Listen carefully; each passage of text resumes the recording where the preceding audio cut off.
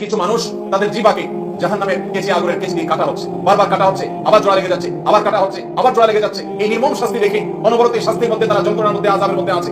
এই দৃশ্য দেখে নবী সাল্লাল্লাহু আলাইহি ওয়াসাল্লাম জিবরিলকে বললেন যে এরা আবার কারা, তাদের কেন এর অবস্থা? তখন জিবরিল বললেন, আল্লাহর রাসূল, এরা হলো সেই হতভাগা যারা দুনিয়াতে মানুষকে নসিহত করতো কিন্তু নিজেরা আমল করতো, যারা মানুষকে অনেক ভালো ভালো কথা বলতো কিন্তু সে ভালো কথার উপর আমল করতো না।